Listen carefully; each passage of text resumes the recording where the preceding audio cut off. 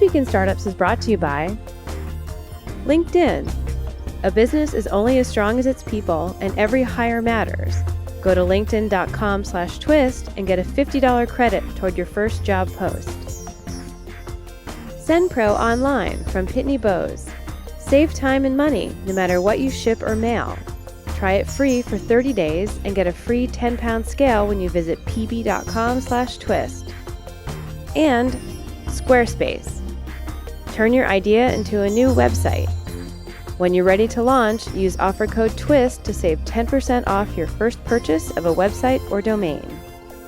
Hey everybody, welcome to another episode of This Week in Startups. I'm your host, Jason Calacanis. I'm an angel investor here in the Silicon Valley, and I do this podcast twice a week, 100 times a year.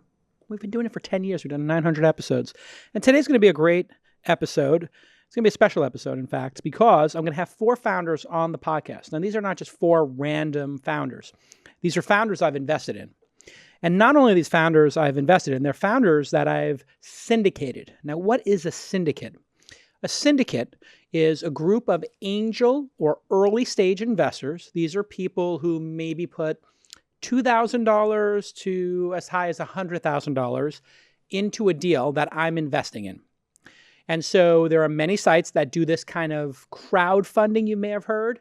There's 2 types. There's equity crowdfunding, which is what we call civilians, non-accredited investors, just mom and pop take out their credit card and maybe they go on Republic or Seed Invest and they might put in $100 or $500 to invest in a company. That's very cool. There's also the syndicate.com. This is my website where I invest in companies. And I may put in $25 or $50 or $100,000 myself for my fund. And then I invite 2,900 other angel investors who we've got a relationship with that have applied to be part of our syndicate. And they read what's called a deal memo. A deal memo is just me explaining why I'm investing in the company, what the risks may be, what the opportunity is. And then the founder answers some questions. We send that deal memo out. And of the 2,900 people, maybe 100 or 150 will go to what's called a webinar with the founder. And they may review a deck, and then they say to us, I want to invest this amount in this company. And on average, I'd say the median is about $500,000 invested in a company today. When we started, it was $200 or $300. Now it's gone up a bit, and we'll get into that. So that's what we do here. We've done 90 of these deals for over $30 million invested. Fantastic. That started about 4 or 5 years ago. Now at thesyndicate.com, I'm happy to announce that our first investment was com.com. And today, at the taping of this, com.com announced that they had raised $88 million, a lucky number, from TPG, one of the great late-stage investors. And they are worth $1 billion. So the first unicorn ever from a syndicate is com.com. We did it about 5 years ago. And we invested about $378,000 in that company, ballpark, unaudited figures, but about, I think it was, my memory serves me correct, $378,000. Most people told us we would fail. Most people told us that we wouldn't make any money. It turns out that that investment on paper, we haven't sold our shares yet, is up roughly 150x. That's not 150%, mind you. That means you put in $1, you get 150 back. That's yum, yum. And that is what angel investing is all about, because you get a lot of companies that don't make it. About 5 years ago, when I was starting my angel investing career, I met a really fascinating guy named David Hassell, and he was thinking differently. I always remember he was very considered about how people were managed at work. And he thought there could be a better way to do that. And he had this idea for a product called 15.5. And when he told me the idea, I immediately thought, my God, that's brilliant. And the idea was, at the end of your week, you answer a couple questions, takes about 15 minutes of how work went for you that week. Not once a year with a 360-degree review that crushes your soul and is kind of mixed up in your compensation and kind of worthless, but every week a check-in, 52 weeks a year. And the 5 in that 15.5 was 5 minutes to review by your boss. And then if your boss had thought you said something interesting in your weekly report, they could star it and give it to their boss. So information could flow up from the front lines. And we've used this product. And I was just amazed, David, when we used it. I always tell you the story. I'll say it once again. I literally had somebody say, in a moment of pure candor, I hate coming to work here every day. I mean, there's a person working for me, so it's not completely unexpected. But the person that I hate, it wasn't Jackie, by the way. Jackie was not Jackie. It was Jackie. I cannot stand coming to work here every day. It's crushing my soul. Wow. That's amazing. It was amazing. That's amazing. You have any stories like that or no? Oh, we have lots of stories like that. So we brought them in. We said, hey, I read your report. He's like, yeah, I'm just doing this for the money, and my heart's not in it. And I was like, okay. What do you want to do? Oh, I want to do sound editing on movies. And I was like, all right, well, you do good work. You're welcome to be here, but is it really soul crushing? And he was like, yeah, I think it's crushing my soul. And I was like, okay, do you want to finish up here over the next couple of weeks and move on to your next adventure? We'll give you a great review. And they were like, yeah.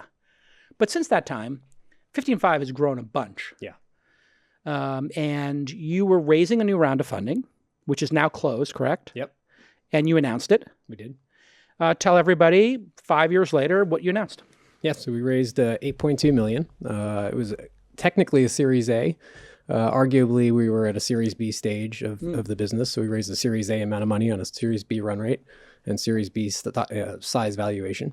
We've got about 1,700 customers now, and we grew 86% last year, probably double this year. So, wow. Yeah, things are going well. And you waited a long time to do this Series A. Why? You didn't need the money? You guys were profitable? We didn't need the money.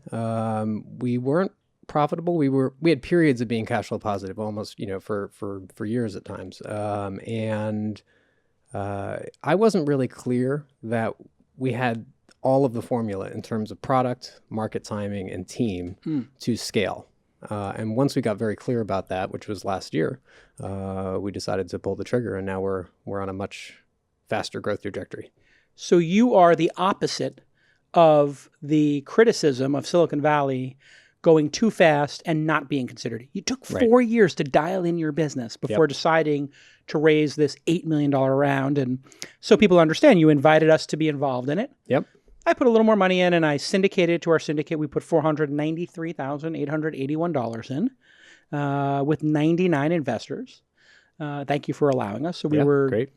Not even, we were just maybe 6% of the round, which is nice, but you had some other lead investors, I take it? Yep. Origin Ventures led the round. We had Matrix Partners. Who is Origin Ventures? They're a VC out of Chicago, actually. Right. Yeah. So tell us maybe where you're at with the business and how it's gone. And how did you know that it was the right moment to scale for you? It's a personal decision, right? It was. You have a 4-year or 5-year-old baby, and now you're like, okay, you're going to be an Olympian. Exactly. What changes when you do that, and how'd you know it was time? It's a good question. I think part of it was the team, right? So we'd hired a phenomenal VP of sales who we promoted to chief revenue officer, and we'd really dialed in how to sell the product. We were for years largely just inbound self-service, and I think we figured out the secret sauce in terms of how to actually go to market. And there was also this market shift that was happening. I think we had to be really patient because I think we were actually about 2 or 3 years too early to market. So this idea of giving weekly or twice a week feedback. Yep. When you came up with the idea 5 years ago, I remember my first reaction was like, oh my God, it's so entitled, like millennials wanting like all this precious feedback. And millennials were such a small part of the workforce, they're pretty easy to ignore. Yes. So what you're telling me in a way is the generational shift of workers and the value of millennials in the workplace and their propensity to get up and walk out if they did not feel fulfilled was a major driver in the market arriving for 15.5. I think that's really true. Yeah. I think you got to think about demographics as this like slow moving tidal wave that moves through society. And as the millennials are moving into the workforce and then into management, right? That's a lot of what's been driving it. And what's changed about the product? I gave the view of the product from 5 years ago. And by the way, how did we meet? We met. Were you at one of my events? I think it was one of my investors had mentioned that you were doing this launch festival and we're looking for 1 or 2 more people to present.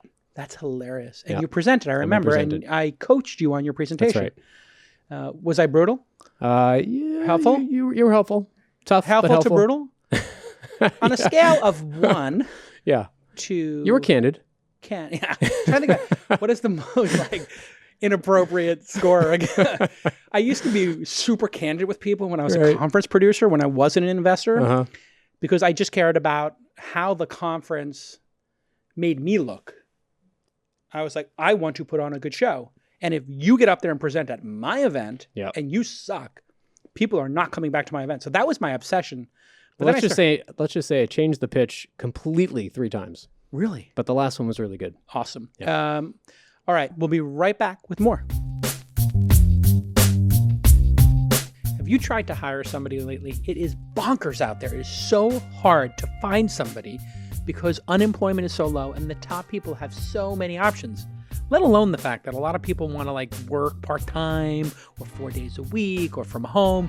But there's all these great candidates out there who are passive job searchers. What do I mean by passive job searchers? Well, these are people who are hanging out on LinkedIn and they're, maybe talking to friends or doing in-mail, updating their feed, reading news, all on LinkedIn, which is one of the world's largest social networks, as you know, and the largest one for business, clearly. Well, what if those people who are not looking, the passive job searchers, saw your opportunity? Well, they might say, I like my job, but I think I'll love that job working for JCal at Launch. That's exactly what happened. That's how we got Sir Charles, our new director, for our studio position here. We received 68 candidates in only 2 weeks by posting to LinkedIn Jobs. And I'm going to give you $50 right now. I'm going to give you a 50 just by going to linkedin.com/twist. LinkedIn.com, you know that. It's already in your URL. It's in your bookmarks because you're on LinkedIn multiple times a week, maybe a day like me. And if you go to linkedin.com and just put /TWIST, you get $50 right now. 50 beans. Go grab it and you will find extremely high qualified candidates. We spent, listen to this punchline, $140 to find Charles. If we had hired a headhunter or we're posting on other websites, it would have been so arduous. Instead, it was easy. And the same thing, we have an office now in Toronto. We were looking for people up there. We found this amazing candidate, Maureen, who's been doing an incredible job for us. And when we posted, LinkedIn auto-populated our posting with some candidates. We started reaching out to them and we're like, who is this superstar? Boom, got him on the team. So once again, LinkedIn saved the day for me, JCal. It's just brilliant. LinkedIn has been building and building for over a decade, and now the benefit is here. The benefit is you can find the best people, especially if you're a great company and you take the time to write a good ad and put it on LinkedIn Jobs. Again, $50, linkedin.com/twist. LinkedIn.com/twist. I use it. I love it. I love reading the ad for them because I get excited about finding talented people to work on our team. Okay, speaking of talented people, let's get back to this episode. So show me the product today. I'm curious where you're at, and some people are listening. In fact, most people listen. So give them a little bit of what they call the old sportscasting. Explain what's going on the screen here. All right. So the core of the product is still that weekly check-in, the 15 minutes and the 5 minutes. So, our whole company exists to try to bring out the best in people at work and create high-performing teams. And we think that starts with a weekly reflection. So Weekly reflection, right? Wow. How am I doing? How am I feeling? How am I doing against my objectives? Am I clear on what I'm focused on? So I see here, the first thing it says to this person, Seth, is this somebody who works for you or is this a fake person? This is a fake person. Fake Okay. person, yeah. Okay, great. So Seth, how is he feeling? Awful or amazing? And it gives you a little... It's a fun color. Yep. You get all the way to nice and green, all the way to red, and it says this is amazing. What's your secret? You clicked on it and you get to optionally put an answer in. So it's kind of like rating your Uber driver. Exactly. And then if you want to give detail of how awesome and or awful the cab smelled, you can go in there. That's exactly right. So we could say here, hey, he's feeling. So we call that the pulse check. So Pulse check, you got can it. quickly see, and you can quickly look at across the whole company. What's the pulse of the company? And Right. Is there an anecdote about this that you can share? You don't have to tell me the company itself, but was there a company that was cruising at 4 out of 5, and then all of a sudden they had a 1 or 2 week and they didn't know? We haven't had that, but we've actually seen dips and spikes depending on the data. Things that are happening. Yeah, in our own company. Oh, So, really? for example, every year we do an annual retreat in January, and everything spikes to a 5, and then it goes back to a 4.4. Got it. And you'll see that in different companies. I think we saw a big dip around certain political events and things like that. Oh, when Trump was elected, people felt awful in Silicon Valley because it's a bunch of liberals. A lot of the scores went down. Yep. Really? That's hilarious. Yes. So that's an interesting point, isn't it, David? People's life outside of work influences how they show up at work. Absolutely. In a major way. Major way. And Yeah. most people don't recognize that or understand that. And I think, one of the things we're a big stand for is like, how do we actually embrace the whole person and understand that, can we support someone in thriving in their whole life? And if we do, then they're probably going to contribute more at work. I wonder how often they click awful and it's personal versus private. Yeah, that's actually been a question for us, because I think we're going to be qualifying that we're changing this to say, how are you feeling at work, so that it qualifies it. Although there is benefit for not asking that, because then, you get more insight into if there's something going on for the person that I actually like the idea of how you're feeling at work. Yeah. And then another one that says, how's everything going with the rest of your life? Right. We care. Yeah. And it's just like, rate your, and then they might say like, it's a 2, and you're like, hey, what happens? Like, oh, I'm getting divorced. And it's like, oh, okay. Yeah. How's that going? Yeah. Objectives. Yeah. Objectives. So you might have now you've got here. objectives in here. That's right. This is a big addition. This is a big addition. Yeah. Accelerate revenue growth. So I might have, certain key results related to that. I can just, and once a week, I'm just giving this a quick score. Am I on track? Am I behind? Is this at risk? And as a company leader now, I can go in here and take a look at all the objectives across the company and see, okay, how are we doing against our OKRs? How are we doing by department? I can look into customer success and engineering, et cetera, and get a quick score onto how's everything going and what's the percentage complete. And do people set those OKRs? Yep. Objectives and key results. Objectives and key results. Was that a Google innovation or a McKinsey innovation? Where did that come from? What's the origin of OKRs? Actually came out of Intel. Intel? Yep. Andy Grove wrote a book called High Output Management. Yes. And he talked about OKRs, and it was very, most people didn't know about it. And then it was John Dewar who brought it to Google. From Kleiner Perkins. Exactly. So he said, hey, listen, if you want to move fast, you got to have a set of objectives. Yep. And the objectives are broken down into actually key results that are measurable. So Measurable you have an objective, key which is kind of 10,000 feet up in the air. But correct. Yeah, interesting. Yep. And that way, everybody's aligned. They know what's most important. They tend to be those important but not urgent things that wouldn't get done if we don't constantly reflect on it and put focus on it. Got it. Yep. And so again, we'll quickly scan through here. I can say what I'm working on this current week and my priorities. What did I accomplish last week related to that? And then certain questions like what's going well, what challenges are you facing, any other questions you want to ask to kind of seed conversations in the company you can ask. And then like this one. How manageable was your workload this week? Right. My God, I am scared to send that out to my team. It's like 10, smooth sailing. Like if you sent me smooth sailing with your workload, I would be like, what the heck is going on here? Right. Like, well, it's good information, right? I need you to be sinking in the deep end of the pool. Let me get you another cinder block, Jackie. Right. Oh my gosh. My goodness. You're like, I can't believe that Jason's like my biggest fan and investor, and he's such a maniac at work. I've calmed down a bit. What does it give a high five stuff here? So high fives, this is actually one of the most popular features in the product. And I think what makes 15.5 really, really sticky is people give pure appreciation to other people in the company as to what great work they're seeing. And it elevates all the good work so everyone can see what's going on. Let me ask you this. Yeah. What's the management overhead of implementing 15.5? If you had to think about somebody has to manage, let's say it's a 50-person mid-sized startup. Yep. What would you think the amount of whoever manages the whole thing or the management, what's the number of hours per week each individual and all the managers and the setup and everything? What's the commitment here? The rollout's pretty simple. For a company 50 people and up, we tend to have a customer success manager who's working with them, and we put a lot of attention those first 100 days.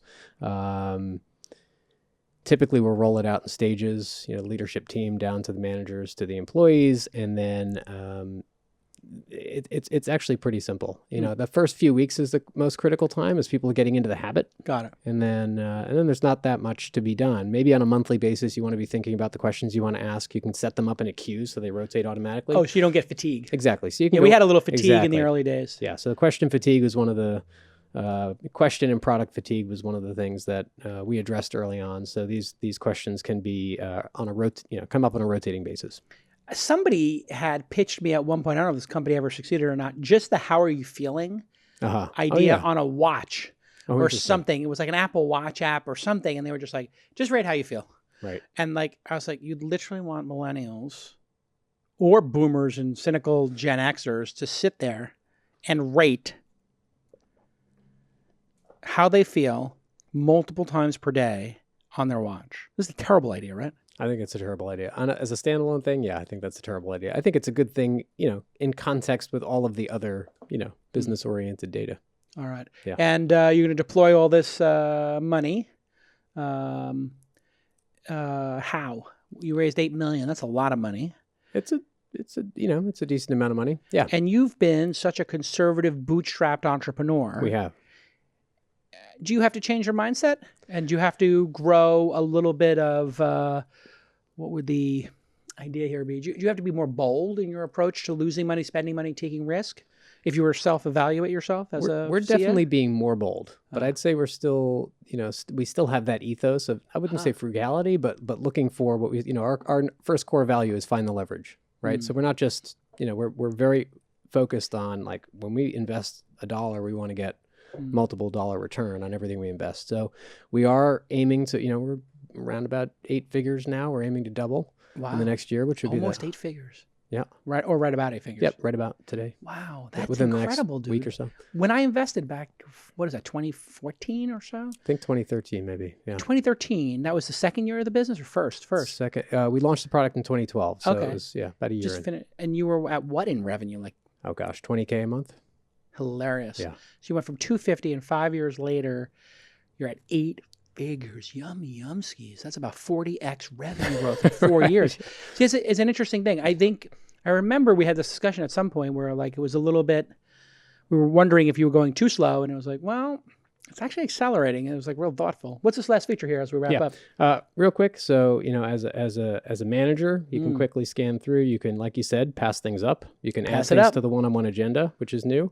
Oh, a one-on-one agenda. Yeah. Great. So this actually, so the check-ins are asynchronous, but we also encourage one-on-ones. So you can go in here, and when you actually sit down with your direct report, you pull this up on your phone. You have an agenda built out from everything that you've talked about. Right. So we're doing that. And then we're moving into the other thing is we've replaced the performance review with something we call the best self review. Your best self review. That is very Oprah. Explain. Exactly. So our belief is that performance is a byproduct, not something you can manage directly. So you support someone in being and becoming their best self, right? And then performance and loyalty are the byproduct. And so we recommend doing a review that is like a performance review. You're evaluating performance, but you're also focusing on the person's growth and development. You're focusing on their strengths, figuring out what's next for them. Amazing. And it's lightweight. It pulls all that data from the weekly check-ins, and you can do it up to 4 times a year with very low overhead. That's amazing. Yeah. That's great. And then you lower and raise their salary dynamic based on what the manager says. They just get a new surprise every paycheck. No, it's really impressive. Well, this is great. Thank you for letting us be part of the journey, David. It's really like, and you do a great job, by the way. I just want to thank you you come to all my events. Whenever I ask you to come to Founder University or anything, even the incubator, and speak and talk about your journey as a founder, you always take that time. I think you're a very special individual in that way. Well, and it's just really great to be in business with you. All right, stick with us. We're going to meet more companies that I've invested a ton of money in and that I'm going to make even more money from. And that's what David is really all about. All right, when we get back on This Week in Startups, stick with us. If you're running a business, and if you're listening to This Week in Startups, we know you're running a business. Time is money.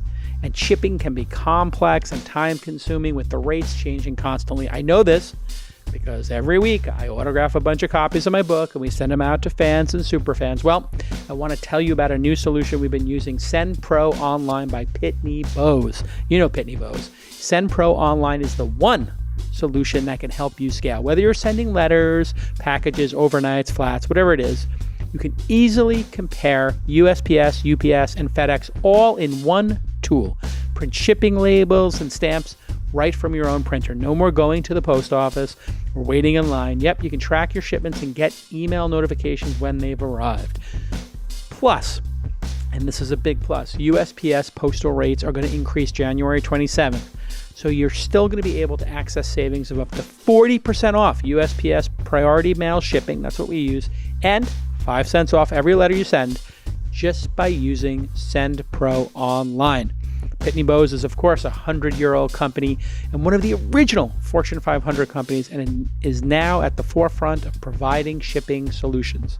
So Here you go, the call to action. SendPro Online is only $14.99 a month, and listeners can get a 30-day free trial at pb.com/twist. That is very generous. Go ahead and get your 30-day trial at pb.com/twist. You'll also receive a free 10-pound scale to help you weigh packages. And you want to have them accurate and calculate those shipping costs perfectly. You're never going to overpay that way. That's pb.com/twist. pb.com/twist. We use it. We love it. It's working great for us. And you can experience the convenience of SendPro Online for yourself when you sign up for that 30-day free trial at pb.com/twist and get that 10-pound scale so you don't waste any money, because every dollar is precious when you're running a startup. Okay, let's get back to this very important episode. All right, thanks to our sponsors, and welcome back to This Week in Startups. My next guest is Emília Chagas, and she is the CEO and founder. You have a co-founder? Co-founder. Co-founder of Growth Boulevard, which produces Contentools. Yes. That's when we met. You Yes. came to Launch Accelerator 7 or 8? 7. 7. That Yeah. was what, a year and a half ago? Actually, 6 months ago. Yeah, Was it we 6? started a year ago, Ah. and up until May. Oh, right. It was Yeah. only a year ago. You guys are fast. We're doing a lot of classes now. Yeah. We're going to do 7 classes in 2019. We did 4 in 2018. I think we were doing 2 a year for the 2 years before that. Explain. And then I know, invested in your last round. Mm-hmm. I know we had about 69 investors from my syndicate, and I invested. And I'm not sure how much we invested. What did we invest? Around 269,000. Great. So we put in 260, and we were co-leading that round. You raised $500,000 or $1 million? Yeah, no, we raised 450,000. Got it. And you're super capital efficient. Yeah. And that's what I've always loved about your business. You have how many full-time employees? We have 40 now. 40. Yeah, we used to be 25 when we met, and now we're 40. And you're based in Brazil Yeah. and in San Francisco. Yeah. And you're doing about how much in revenue, ballpark? Yeah, 890,000 in ARR. Wow. Yeah, Amazing. And when we started together, I think you were at 400 or 500? Yeah, 500. Mhm. 500. So you've almost doubled in a year. That's Yeah. fantastic. Mhm. Why don't you tell everybody what Contentools is, because that was the business we invested in. Now Yeah. you've got Growth Boulevard as the big name. So Yeah. that means other tools are coming, I guess. True, yes. Okay. So show us the product and explain to Of us course. what we invested in and how it's going. Cool. Contentools is a content marketing platform. We help marketing teams organize everything regarding content production and all of the projects inside one single place. Instead of spreadsheets, emails coming and going, different approved versions of the same content, you have everything under one single software. So here you select a project. Sometimes you have multiple projects in different countries. Sometimes you have different products and different content projects for each one of them. So here you have the dashboard where the marketing manager can understand everything that is happening, ideas he has to approve or she has to approve, content that is maybe delayed, and they can act right away. So this could be, in this example, what? Who is the marketing manager in this example? Yeah, we work with many types of companies, from educational companies, pharmaceutical companies, even tech companies. Got it. So if you have a team of around 10 people working with content creation, sometimes they're internal, sometimes there will be agencies and freelancers also working with content creation for you. And you have everything spread around. You want to centralize all the operation. And here the team can actually act and create the content inside the tool. So one example here is the strategy. You can centralize all of your strategies here at Contentools. If one single persona is updated, all of the content being created for that persona is updated, the briefing is updated at the same time. Instead of the PDFs majorly used right now. So if this was, let's say, Calm.com, the meditation app that we invested in, and they have 20 people working in their marketing group, doing content, Instagram ads, blog posts on Medium, social media on Twitter, maybe paying for ads, this would be the central hub of all that content, all those assets, instead of putting it on a Google Drive or in an Excel spreadsheet or a project management tool not made for marketing. Exactly. And sometimes what we do here is replacing 10 to 12 different of these tools for the marketing team. Yeah. Got it. So it's all in one place. Yeah, planning, creation, also distributing online. We integrated over 1,000 different applications and collecting the results and gathering all the analytics. So in a way you have like, I guess Buffer app is like one that does just one thing, scheduling of tweets. You do that. We do that. That schedules also other social media. Yeah. So scheduling is one piece, but also editing it, approving it, having some sort of workflow. Automating the workflow. That's a big issue as well. If you forget to update one task, maybe in a certain project management tool, the manager doesn't know what's going on. Right. And with Contentools, that does not happen. The workflow will go live automatically. What does all this cost? Because I remember when you were in the program, you had a very low cost per month. It was almost, I thought, too cheap. Yeah. Was that correct? And have you changed the pricing? Is it getting more enterprisey as opposed to self-serve? Yes, it is more enterprise. And what we saw is that the largest teams and the teams with the more volume of content were taking the best from the tool. So we're targeting these companies now, and the pricing, of course, has been adapted to that. So we don't cover like number of users. It's the same for 10 or 100. We want everyone on board. What we do is we charge per project. So the more projects a company has, the more customers an agency has, the more we charge. So the agencies really could benefit from this because a lot of people outsource their content creation, marketing to a PR company, a social media company. Do they typically do 2 or 3 companies or one when they outsource it? Yeah, it really depends. We have companies working with 4 different agencies working with Contentools and centralizing everything created by these agencies. We have agencies with 50 customers working with Contentools as well. So it really depends. 50%, actually 54% of our business comes from the digital agencies. So you sold into those agencies. What's your background? How did you come up with the idea for Contentools? Yeah, I'm a journalist, and I worked with content management as a content manager for over 8 years. And Contentools came as a dream for me. As a content manager, I did not have access to a tool like this, and I wished I had. Got it. So that's always good if you have an itch and you can scratch it, and because you have the firsthand knowledge. What's it like running a company in Brazil and in the U.S.? Do you get treated differently here in the Valley, or do people think it's smart to have like this incredible arbitrage? Because I'm assuming a developer in Brazil is not as expensive as in San Francisco. Not as expensive, but it is also very challenging as well. Brazil is being very much targeted by companies all over the world. We have fabulous talent there. So yes, back when we launched 2015, it used to be like, that's weird. You have your product team in Brazil and you're here. How does that work? And nowadays I have founders coming to me asking how I do that and wanting to bring operations abroad. Yeah. And how do you do it? What's the secret to making this work?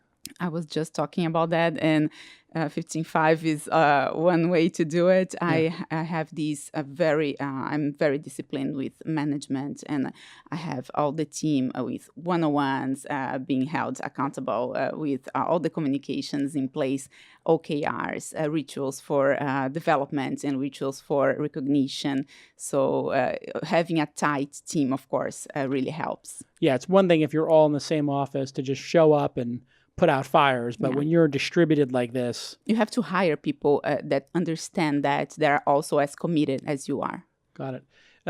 And you're super capital efficient.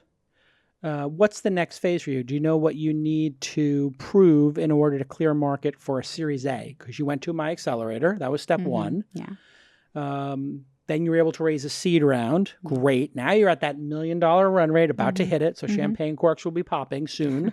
When? March you hit that run rate, you think? Yes, that's the plan. March? All right. Hopefully we pop some bottles in March. What do you need to trigger a Series A from a Silicon Valley investor? Because you've met some Silicon Valley investors. I know I introduced you to a couple. Yeah. What do they tell you need to hit today as an enterprise SaaS company? And do they look at this as like too small of an opportunity, content or they not understand it? What do you have to hit? I believe that there is some market issues. It is not that easy to understand. You're right. It is still not clear, even for the marketing manager, to have all of these tools nowadays. It's still super inefficient, and that's something that it's difficult to believe. It's 2019, and marketing still needs more and different tools and a different approach to how they do things. Sales has Salesforce. Exactly. Yeah. Yes. And the marketing team has 12 tools? Yeah. That's not right. Yeah, they have HubSpot, which does a little bit of what you do. Yeah, but and CRM. We use HubSpot. HubSpot uses Contentools for some of their projects as well. So we don't do the same thing. Right. Yeah, it's complementary, of course. We do have integrations with different applications. Let me show you here. The main ones are these ones. In HubSpot's there. We also integrate with their CMSs. It's something really interesting. So Twitter, for Facebook, customers. LinkedIn, Instagram, all those tools. And 1,000 different tools total. So one thing for sure is to help these marketing managers to have everything under the same space. And that need is still, it takes a lot of education, of course. Do you also put in things like paid marketing yet? Because people spend money on Instagram ads or boosting their Twitter ads. In fact, this week in startups, we're doing so well. We wanted to kind of like increase the reach of the podcast, because we do the podcast and I meet people and they're like, oh, you have a podcast? And I'm like, that's super frustrating. Yeah. So now we're doing clips, best of clips, whatever. And then we'll do a little paid marketing to try to reach people maybe who don't know about the show and it's really working. Do you incorporate paid into here, or is that another tool, you think, or a different type of company? No, we are incorporating paid, but very strategically. It's not something that we'll do to drive traffic or even leads. It's more like driving qualified leads and what we call hands up. So the demo requests. So that's very, we are doing that, but that's not what will change things. I believe what will change things are more product investments that will make us achieve this awareness around the marketing managers. What revenue number do you think you need to hit, or are there other milestones that'll trigger a Series A? Back to that question. From 2 to 3 million. 2 to 3 million is what you're hearing? That's interesting. And then how many people do you have in San Francisco? Do you need to have a presence here, or is it just like 2 people in a WeWork? Just 3 people in a WeWork. Yeah. Is that right? I nailed it. Okay. Yeah. That was just a guess. See, I like this strategy. I think that this is the winning strategy, is to have like a little executive team here, product team, maybe sales, so that the VCs can go meet you. You have an office, you have a boardroom. They can talk to you anytime, or if they want to meet somebody, they can go to the office and meet 2 or 3 people. Eventually, it'll be 10. But then the bulk of the people are in the same time zone or similar down in Brazil, and you get to be the best employer down there and pay the best rates. So smart. Thank you. And how is it going with the investors? I know some people, when you send 10 updates a year, or you try to? I send 12. Oh, wow. Actually, 1 a month. Yeah. Oh, wow. Very good. Explain to people what the value of sending an update to your investors is. The first one is for yourself and your team, I believe. When I sit down and I write these monthly updates, they are the sum up of the weekly updates that I send to my team.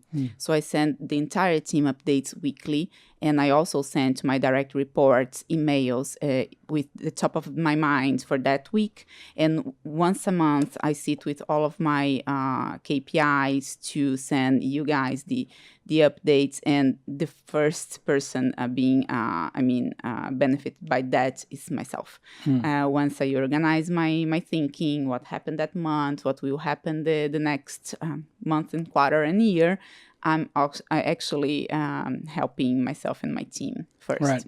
And of course, having everyone aboard and on the same page and having this type of visibility also helps to bring amazing people like yourself to give us feedback and to maybe introduce a new employee or a new customer. So that's helpful too. Yeah, so what people don't realize is when you do a syndicate and you've got 60, 70, 80, and sometimes 150 investors in a deal, you can send an email to one email address, and you can get one signature for me if you need a document signed for corporate matters. And you can reach whatever it is, 60 or 70 investors in your case, and maybe one of them knows somebody at Disney or Ogilvy or whatever you're trying to reach. 1 month after we raised, I sent the first update, and one of the feedback came from an amazing CFO, bringing a lot of value to us. And I sat with him and with my finance manager, and we got an amazing 30 minutes of top-level mentorship. Wow. Yeah. And this is a person who probably put 10,000 in or 5,000 or something.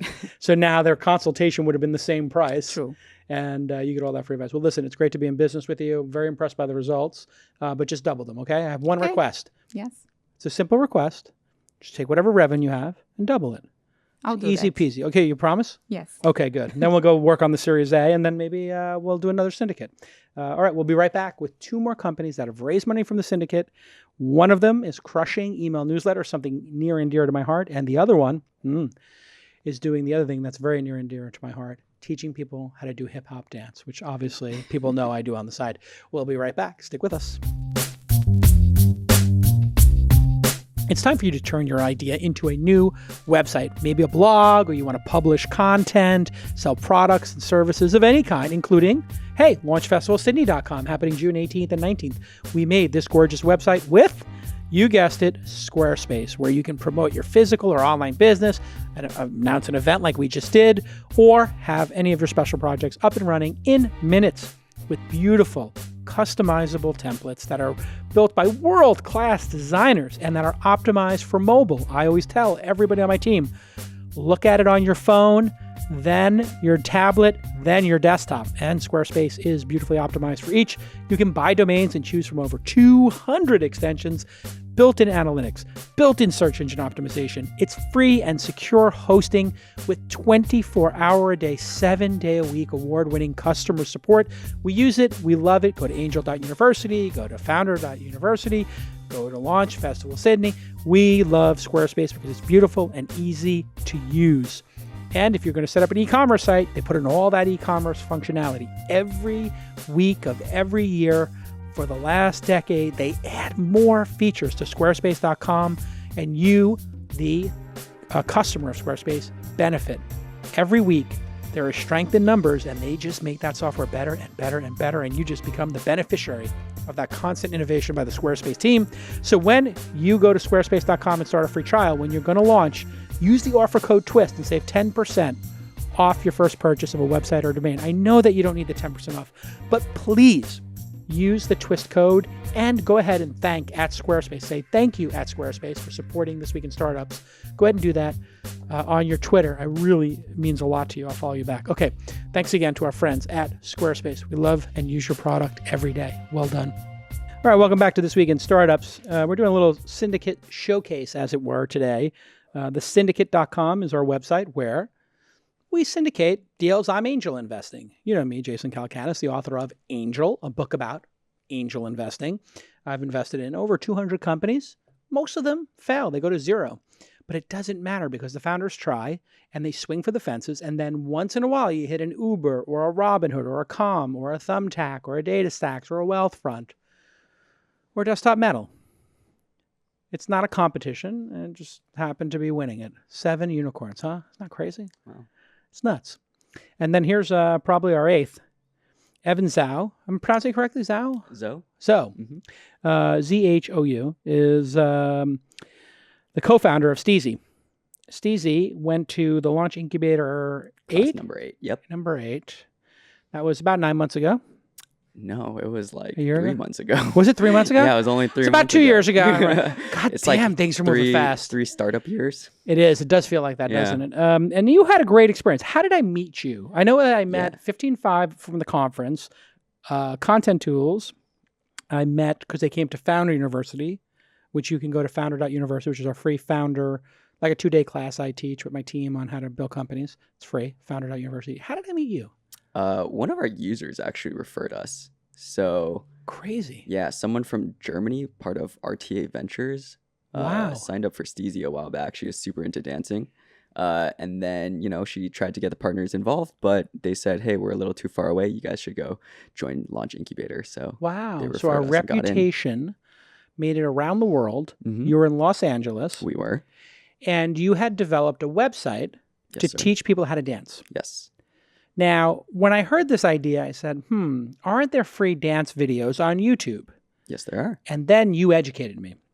Let's educate the audience as to the difference between the dance videos I did with Mahalo back in the day, Sure. which got millions of views and made us low thousands of dollars. Sure. You're making close to $1 million a year, I think, off of subscriptions. Show us how it works. Yep.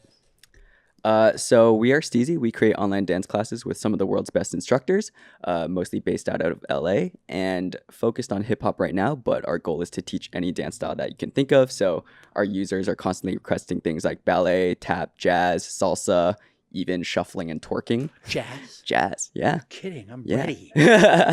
What What about ballroom dancing? You want to be a teacher? I would be the same. Okay, so you're starting with hip hop. Sure. And to my point, how is it different than going on YouTube or whatever, TikTok, and learning a move on there? Yeah, so there's a couple of different problems with YouTube tutorials. Obviously, there's just so many out there. They're very, low quality. You don't know who you're learning from. So we want to be the trusted resource for dance. Okay. And we've also built a very unique video player that breaks down the entire learning process that makes it really easy and fun. So for example, as dancers, I started as a hip hop dancer. And so I really understand how classes work. And so the video itself is mirrored right away. So it feels like you're following on a mirror.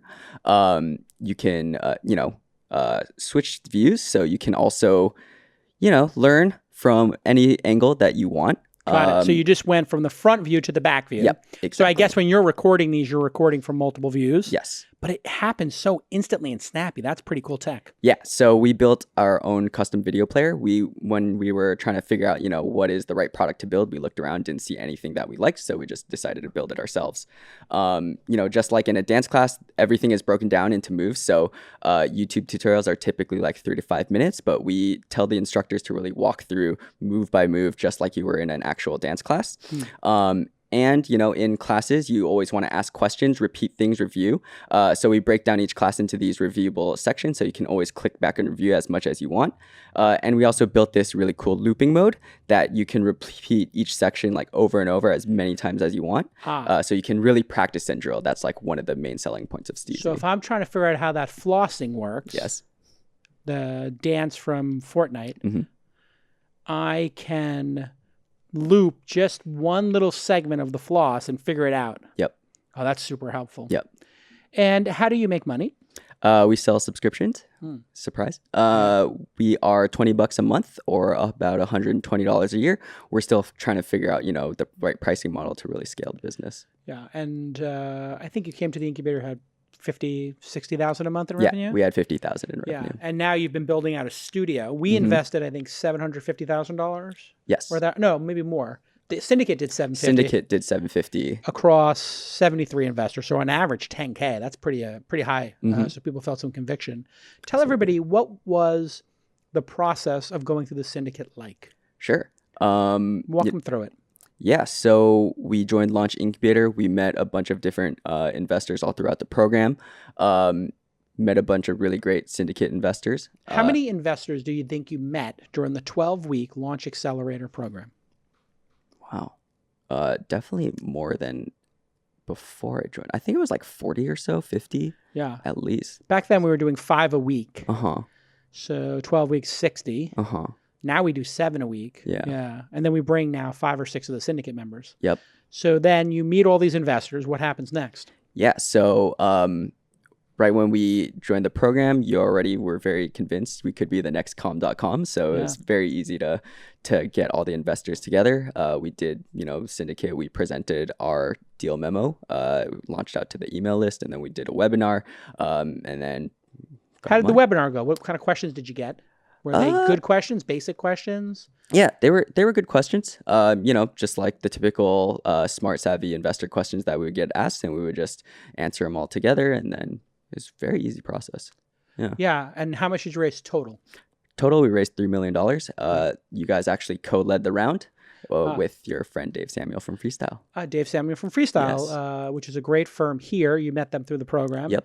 They put in half the amount of money we put in half. So I think we maybe did. What did we do from our fund? 250, 500? 500 and 500. then 750 from the syndicate. Yeah. By the way, that's our biggest investment to date from our fund. Yeah. So congratulations on that. Thank you. We know you're going to make it happen. Sure. So now you go from being a bootstrap startup Mm-hmm.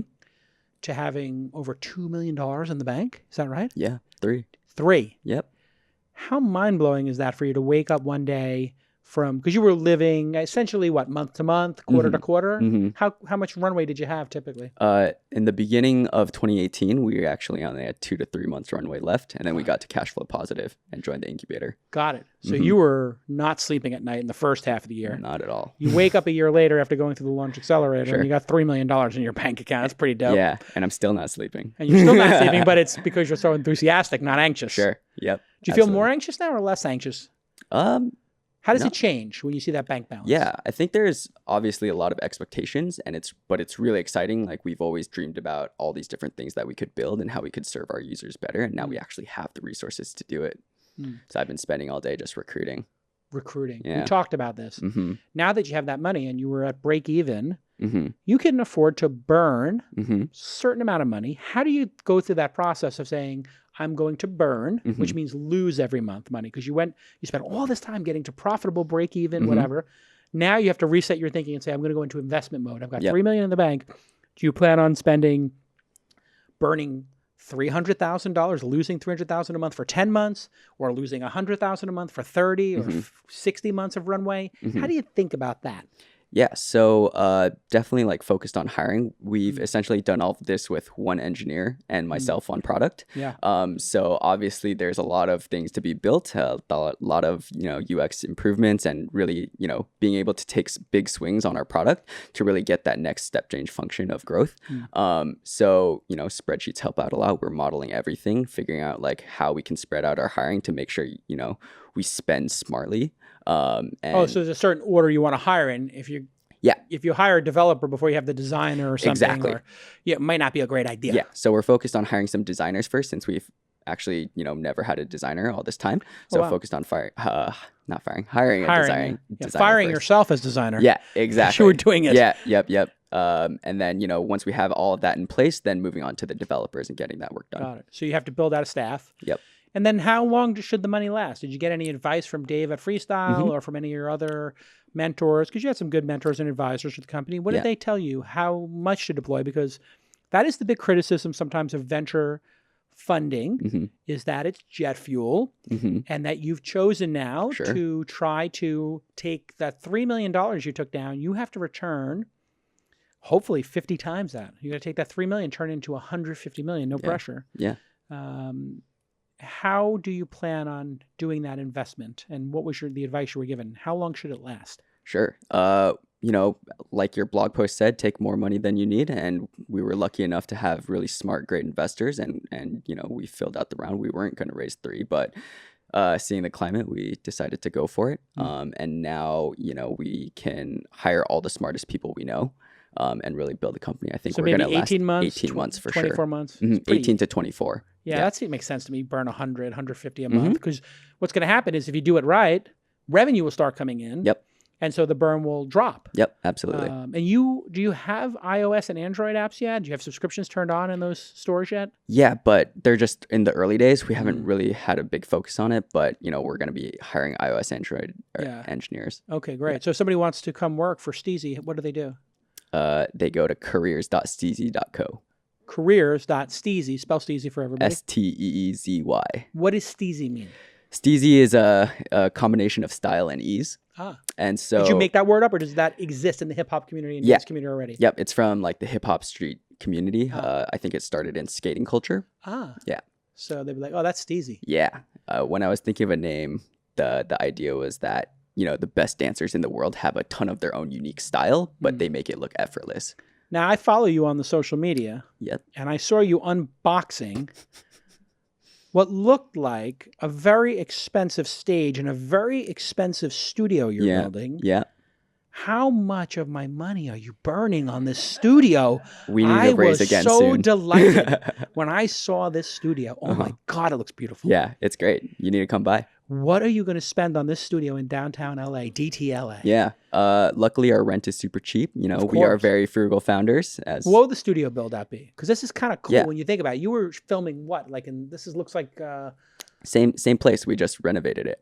Yeah. So what did you spend on the renovation? What are you going to build out a studio and get like all the skate 4K cameras, video switchers? Yep. So I think it cost around $100K to build out. Oh.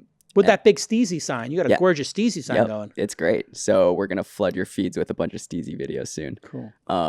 But yeah, it was $100K. We can film and edit classes like in a fourth of the time. So having that dedicated, gorgeous sound stage, you're gonna go faster, Yep. more content. Yep.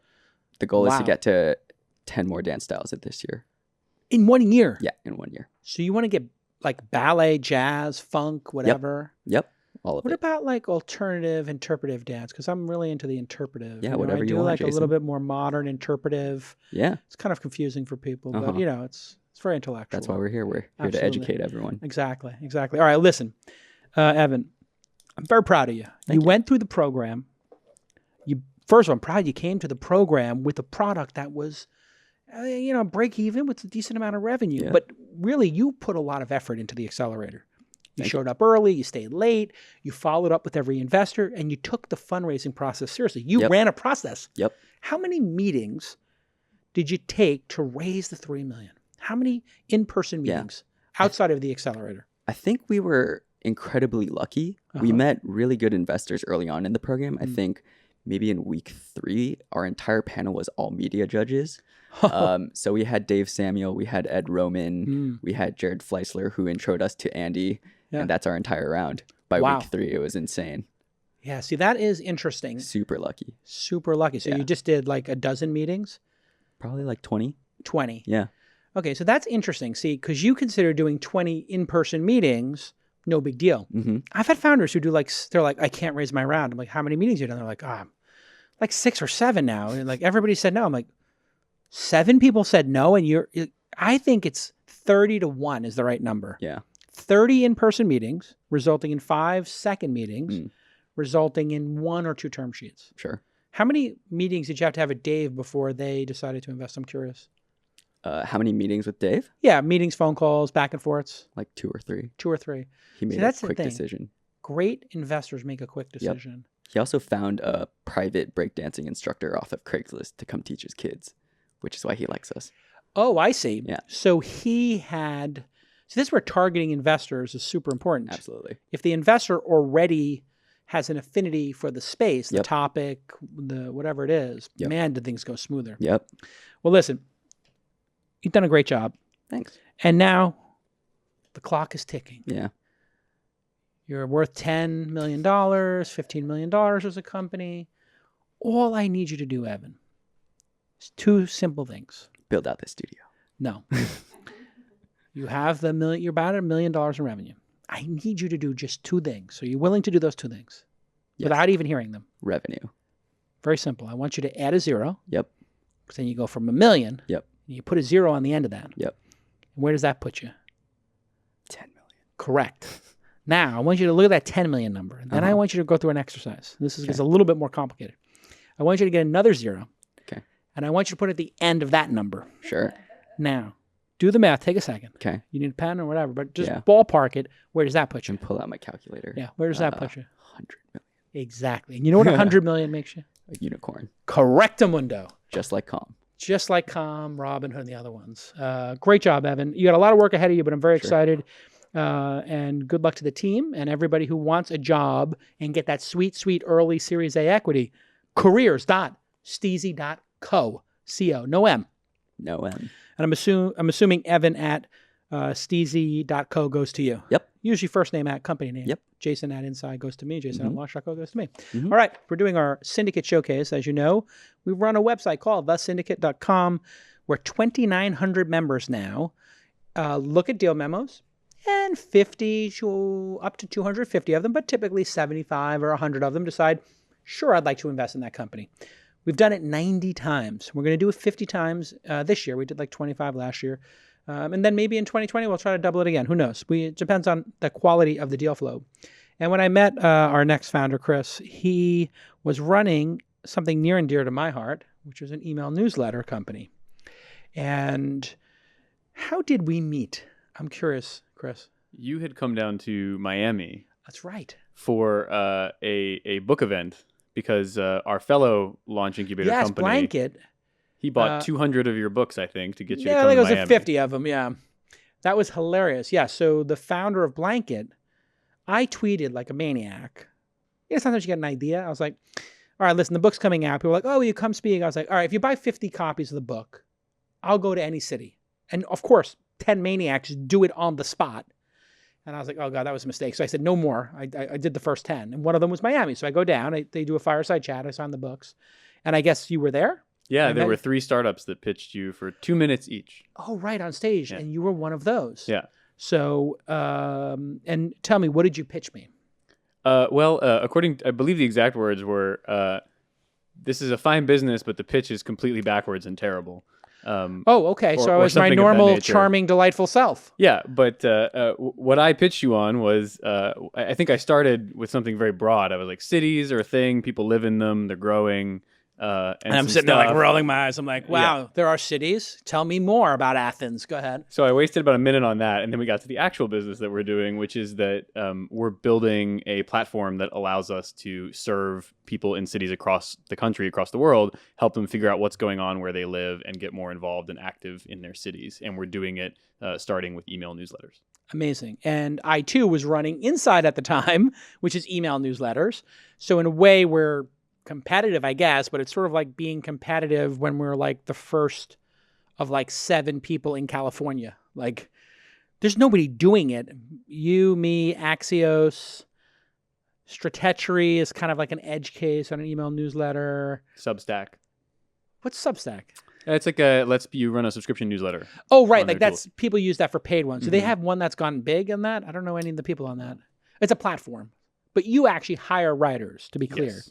What cities are you in? We started in Miami, Great. and today we're in Miami, Orlando, Seattle, and Portland. Amazing. So we're starting on the corners and coming in. And your thesis was what?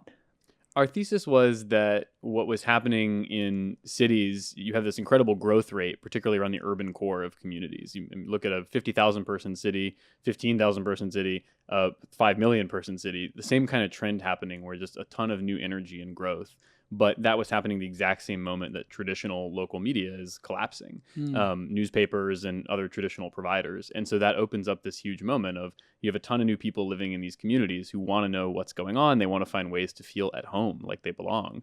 But the old model for providing that has turned out to be inefficient and broken. And so we looked at how do we provide that in a better format where you can do it at scale, you can build technology, behind it, and help people every day feel more connected to the city in a way that can really grow. So that's how we approached it. We used to do in New York, we would grab something called the Village Voice, or I guess in Los Angeles it was LA Weekly. There were these alt weeklies. And then there were also Time Out New York or Paper Magazine, which was my first writing gig in New York. The death of those publications led to this huge opportunity. There's just nothing there. Yeah, and one of the things we found before we started the company, actually, we did a big research project, my co-founders and I, because we were curious, what's it like to live in a place like Miami right now, and what are all the different experiences people are having, sort of regardless of income or background or job or geography, what was it like for different people to live there? And one of the things we found is that people felt bombarded by information. Number one, it's like, I've got too much content already. I have Netflix. Like, don't give me more stuff to look at. And then two, people felt like all of the existing local media that they had access to had a sort of either the view from nowhere kind of objectivity disease, or it had this sort of old school kind of cynical voice that felt very negative. And so people just didn't feel a desire to spend time with those brands really more than they needed to. And that just felt wrong to us. It's like, yeah, you wake up every day and part of what you try to do is figure out what's going on in my industry, what's going on in the world, but also what's going on here in this place. And that layer was just missing for people we talked to. So that's kind of how we got focused on it. The media business is one of the most challenging, difficult businesses to do, but you somehow figured out how to make about $1 million a year, if I'm correct, or so. How did you bootstrap your way? And I think you had raised a little bit of funding here and there on the edges from maybe the Knight Foundation or something, if I remember correctly. Yeah, they were our first investor. And those are real investors, or is that more like a grant or a donation? It's a real investment, but certainly that initial investment the Knight Foundation made was it's a real investment in our company, but definitely with a charitable bent to it, where they were looking at the same problem we were. So it's a foundation. So that doesn't really clear market with the sort of return on investment investors. How did you get the ball rolling in that direction?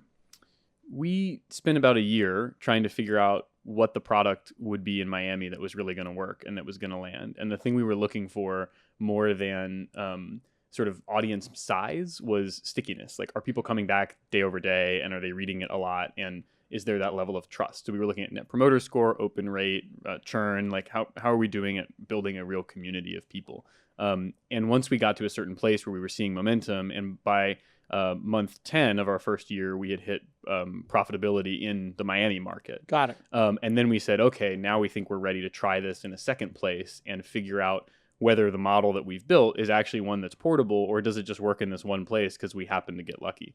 And that's when we found a great 2 people to work with in Seattle to grow the business there. And ever since then, we've been approaching it more and more like a software problem rather than a content problem, where we think the real obstacle is what's the technology that lets sort of anyone do this in their city and really open it up. So you're thinking maybe go platform, let other people start newsletters on it, or? Yeah, not fully platform in that way, but we're just internally, when we're trying to think about what are the tools we need and how do we build it, we're trying to think about what's the playbook, what are the tools, how do we package it in a really sensible way, so that when we bring on new people to do a city with us, that it's just a really straightforward process and it runs really seamlessly. Now, I super believe in the media business. I think something has to solve these problems. I know our syndicate had about 60 or 70 investors put in, close to 300,000. We put a little bit of money in ourselves.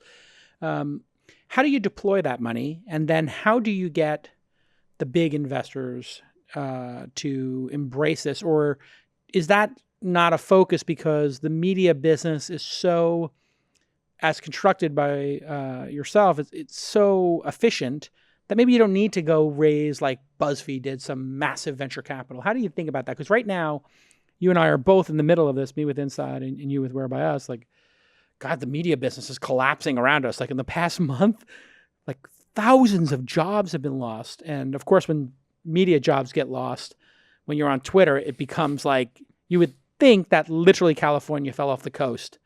Like the great one happened, and San Francisco and Los Angeles are underwater. They're Atlantis. It's Pompeii. And it was 100 people at BuzzFeed. Now, for those 100 people or 150 people, I know it's serious, but they'll survive. It wasn't this gigantic thing, but it certainly is not looking good for media. How do you think about it? Yeah, part of it is we try to keep our heads down and like build great stuff for our users. I mean, that's honestly internally the way that we think about it. And so, how are we deploying our capital? I mean, what we're really looking at first is in Miami, we've been able to build a brand with the Nootropic, which is our brand in Miami, that's really lucrative for us. We get like 300% monthly return out of the Miami market in terms of what it costs us to make it and what we generate off it. Yeah. So we know that over time, and Seattle's our second city is headed that way as well. We know over time that we can get a lot of positive cash flow out of each city and have a really meaningful product. And so we're looking at doing that. Our first goal in Portland and Orlando, our third and fourth city as well. And that's as we're starting the process of expanding to our next cohort of cities. So that's really what we're focused on, along with continuing to build on the tech side. So you want to have that playbook that you can quickly get to break even, which is probably what, month 3, 4, 5, 6? Yeah, we've been doing it in these new cities in about 12 months, but I think we can cut that in half. In the next set. You can pull it up for a second if you want to show it sure. on the website. We can at least let people see it. The best thing to do, of course, is to sign up, but here it is. Yeah. thenewtropic.com. Great name. This is our Miami brand. And the sites are very email centric. And what you do when you sign up is you'll get an email in your inbox every day that looks something like this. And we cover everything from today we're collecting stories about dates gone right and gone wrong in Seattle. So this is feedback from your readers. So the readers are providing content. That's a classic, great device. And then we'll also curate news from around town, asking people for input. and then giving you sort of a rundown of what do you need to know today that's happened around the community, as well as events. And we partner with a lot of event producers around the community to do different kinds of experiences that we can offer to people. Everything from stuff for kids to, weird costume shows to bar events. Can And people then- pay to be in those like line items? Is that a possibility, or is it just sponsorship from Absolute and they just do a big wrapper? Yes. How do you think about advertising? We have small scale advertising that we offer that's for locals. We have always a title advertisement here that you can see, and then we have paid event listings and other kinds of content offering. Some of them are custom, some of them are automated. Got it. And we run all of that off of our own technology that we built, which is a system for advertising and email newsletters that people can come on and buy self-service, check out with a credit card, and deliver it into the newsletters and get different kinds of metrics and targeting off of it. Fantastic. And then half a writer full-time, a full writer? I know at Inside it takes about, I think they take about 4 hours to write each newsletter. We start with a part-time person, Yeah. and then as the brand grows, what we're finding is that actually to build the kind of depth in each city that we're looking for, the work sort of matures over time, and it moves from being about just getting the newsletter started, which eventually we can sort of centralize and make easier, to sort of building the community and doing partnerships and other kinds of relationship building. So it moves into a full-time job there in the city as the brand gets to a certain place and kind of grows. Fantastic. Yeah. And I guess the big question for everybody is like, why are we in business together if we're like on the margins competitive? We talked about it, but tell me your thoughts, because I did get like 3 or 4 emails like, isn't this the same as Inside? And I was like, not exactly. It's completely different, but completely the same. Yes. Why did you get involved with us, take our money if we have a competing business? Then I'll answer the question. I think the first thing is that, like you said, right, we're the early people in a new space, and that's really getting a lot of growth. And most of the other email newsletters that are out there are coming out of traditional media companies. And, some of them are just fantastic, but they tend to approach them with the sort of same legacy sort of thinking, which in some cases is very valuable, but I don't think is where the future of this stuff is going to get made.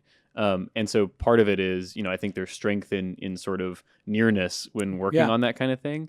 And then the other piece of it is, I think Inside and Whereby Us are up to slightly different things in terms of where the success really happens. Like for us, it makes a big impact. We sort of, say, yeah, we're checking, like it's really clicking when we're getting that depth and lots of feedback and conversation from users and feeding it back in and getting that kind of depth in the community. Like that's where we get sort of the best returns financially and for users. And Inside is able to sort of capture all of these different topics across, anything. And so I think it's different layers. Yeah.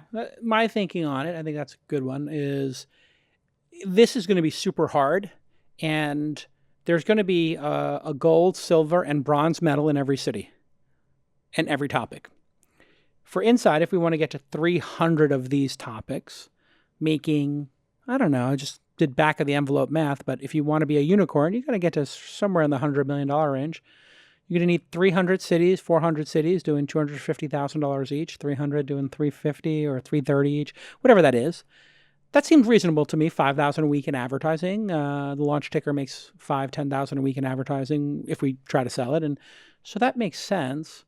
Therefore, if you get gold in Miami and I get silver, and I get gold in Pittsburgh and you get silver, like that would be just fine, right? Like it's sort of like the magazine business. Like you could invest in 20 different magazines and maybe share your printing or your advertising or your infrastructure or other ideas, but Vogue is not taking away Vanity Fair or New Yorker or paper magazines. Like people are going to buy 5 magazines. I thought it was like fine, but it was interesting. Like, did you get any of that feedback? Like, isn't this competitive what Jason's doing when you did the syndicate? A couple people, what'd you say? Yeah, not syndicate investors actually, but just sort of other folks out in the world. Yeah. Who like, doesn't he have that Inside.com thing? But I said really this. It's like, I think there's a real future here, but it's got to be approached differently. And I'd rather be, working with and sort of connected to the people who are thinking about it than not.